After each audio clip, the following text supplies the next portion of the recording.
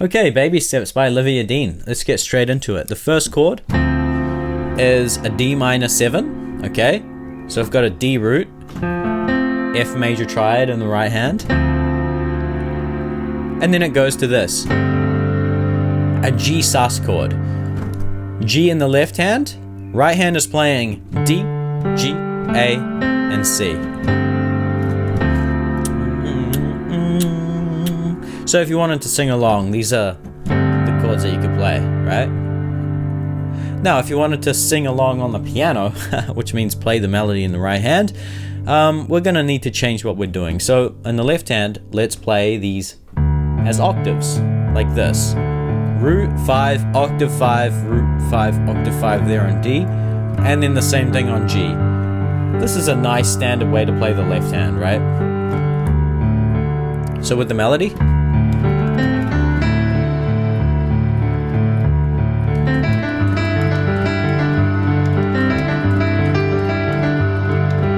okay, so it starts like this.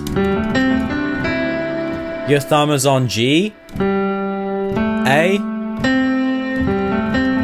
kind of does this do do do do, G A C A, D E, da da da da da da, like that, and then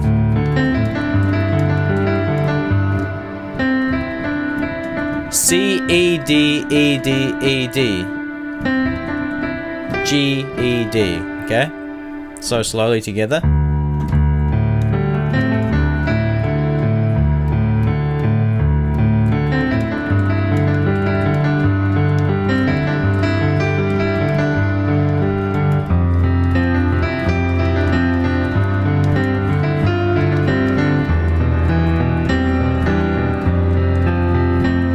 Okay, so this is the next part of the verse. Goes like that, right? So we're changing the chords a little bit. So the first chord is an F major, and again we're going to be using this arpeggio technique on these chords. Root 5, octave 5, root 5, octave 5 on F, and then it goes up to G major, same arpeggio pattern, and then it goes down to E minor, same arpeggio pattern. Root 5, octave 5, root 5, octave 5, and then up to F. Okay, so if you just wanted to play the chords here, you would play the roots and just triads in the right hand, right? F major, G major, E minor, F major, okay? So let's take a look at the melody.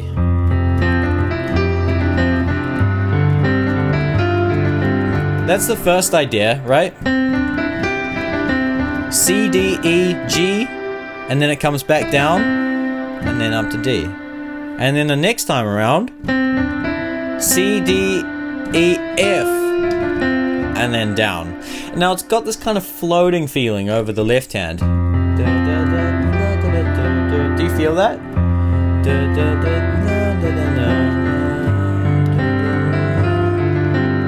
Okay, and then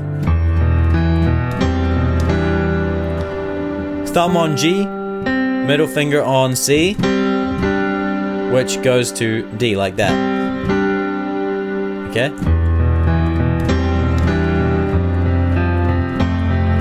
And then it does the same thing, but the thumb is now on A.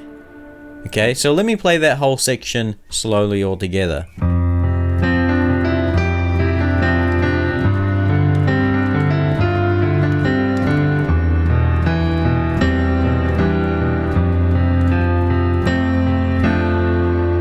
So there you go.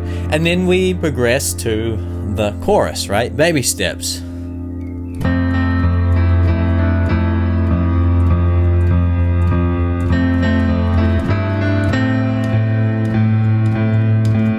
Okay, so I'm changing what I'm doing in the left hand because this chorus has a pulsy feeling to it. Dun, dun, dun. It's because the bass, that's what the bass is doing. It's pulsing on these notes.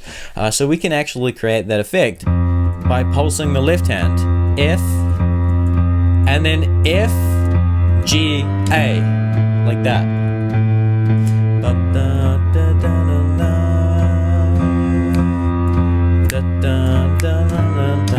I tried to click along there, but that was such a fail, okay? Hopefully you get the rhythm of it. If you know the song, so you would definitely get the rhythm of it, okay? So you can pulse that, or you can use the same arpeggio pattern.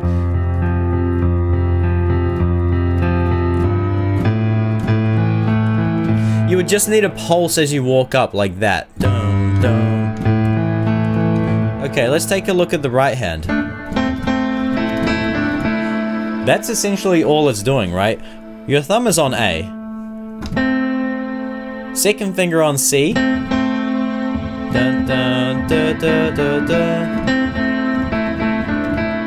Like that. C, E, E, D, E.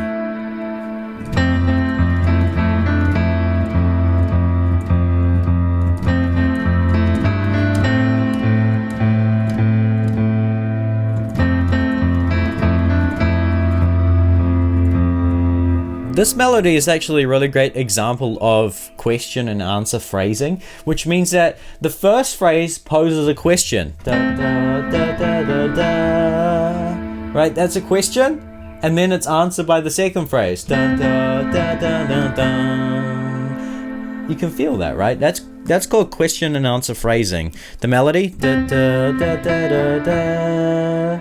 Up to E, and then the second time around, dun, dun, dun, dun, dun, dun. Such a simple melody using only 3 notes, but this is another example of really good songwriting and composition. So keep that in mind if you're composing your own music or writing your own songs, right? Question and answer phrasing.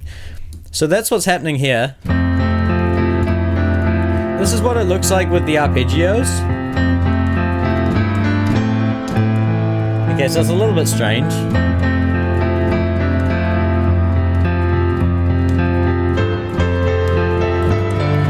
You could also play that melody up an octave as well, which sounds really beautiful.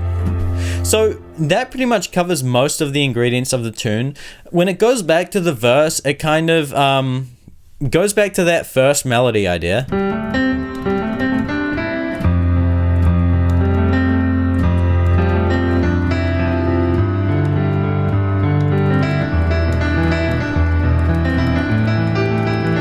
But the left hand changes. The progression is a little bit different. It's on F, G, E minor, A.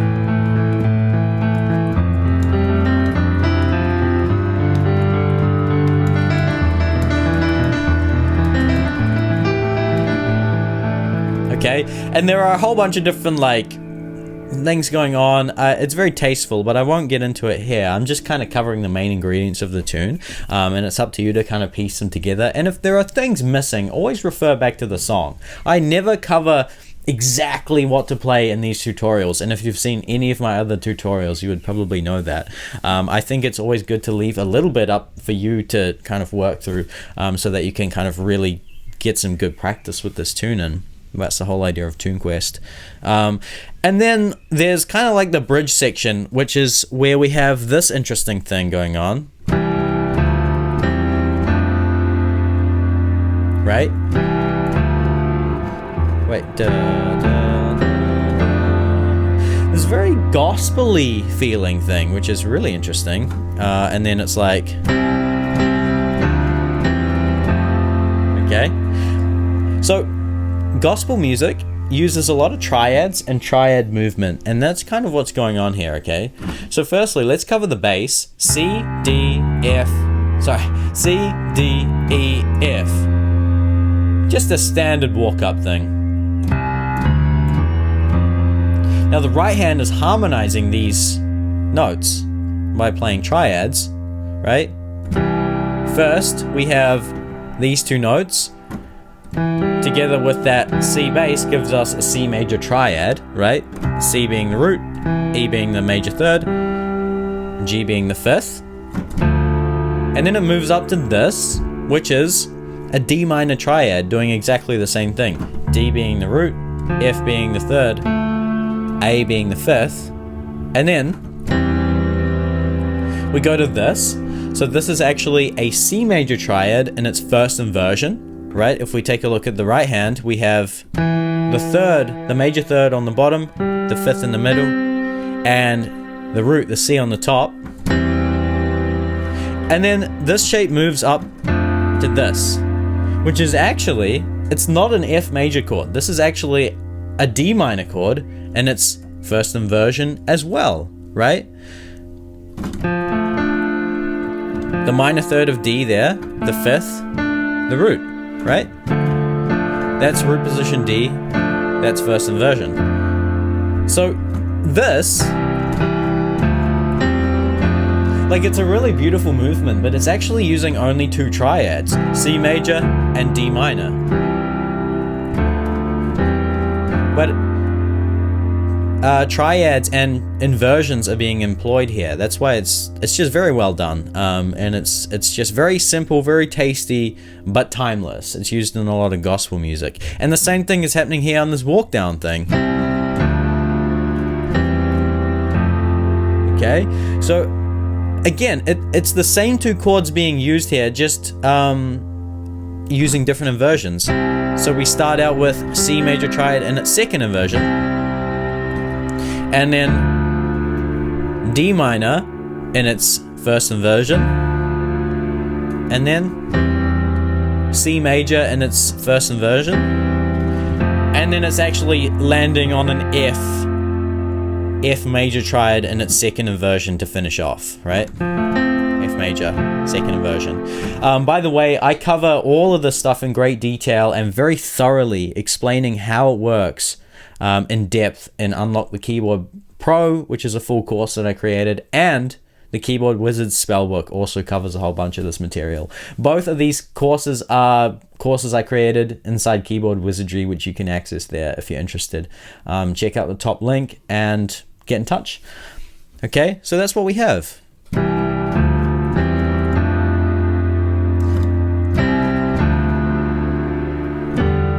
Oh, lost it there.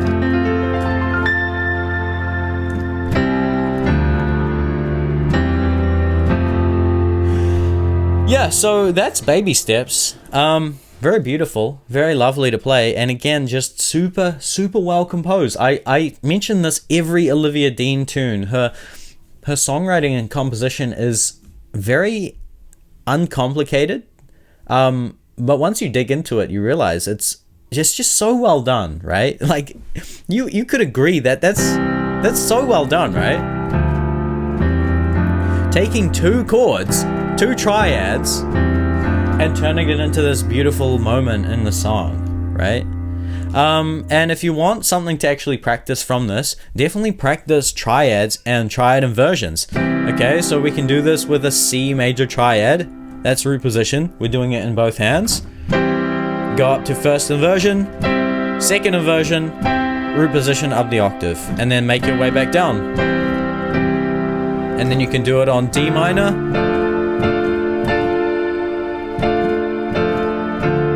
and if you want to do all the chords of the C major scale, E minor, F major, G major, A minor,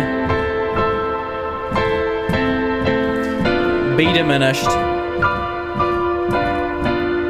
and then, right, so if you want an exercise to actually practice to work on this stuff, definitely practice that one, and that would be a really good way to take this tune into your own studies, into your own practice, so that you can improve as a pianist, as a songwriter, composer, whatever. That's the end of this one. Thank you so much for watching. Good luck on your journey, and I'll see you in the next episode. Bye.